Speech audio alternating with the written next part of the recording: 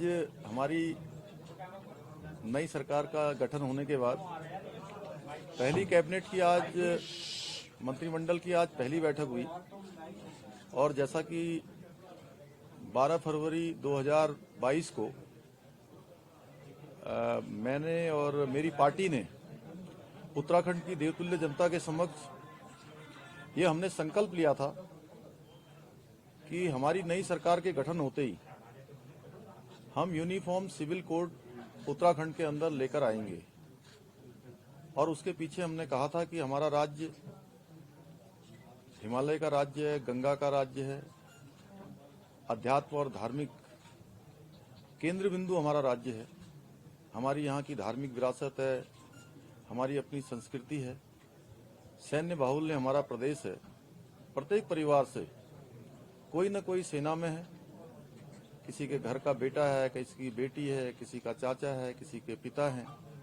वो हिंदुस्तान के किसी न किसी कोने में सेना में जाकर या अर्धसैनिक बलों में, सेना में या अन्य किसी फोर्सों में जाकर अपनी सेवाएं देश को दे रहे हैं। वहीं हमारा राज्य दो अंतर्राष्ट्रीय सीमाओं से भी लगा हुआ है। ऐसे में जरूरी है कि उत्तराखंड राज्य के अंदर एक ऐसा कानून होना चाहिए जो सभी के लिए समान हो।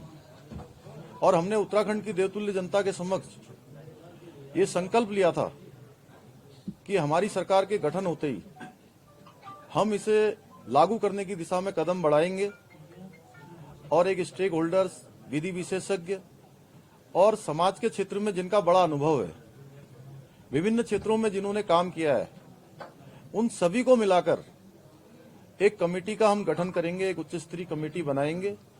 वो कमेटी यूनिफॉर्म सिविल कोड का ड्राफ्ट तैयार करेगी और हमारी सरकार उसको लागू करेगी। भारत के संविधान के अनुच्छेद 44 में भी राज्य सरकारों के लिए इसका प्रावधान किया गया है कि राज्य सरकारें अपने प्रदेश में इस प्रकार की व्यवस्था को लागू कर सकती हैं और केंद्र को प्रस्ताव भेज सकती हैं। साथ ही बीच बीच में माननीय उच्चतम न्यायालय के द्वारा भी इस पर लगातार नाराजगी व्यक्त की गई थी कि ये यूनिफॉर्म सिविल कोड लागू नहीं हो पा रहा है।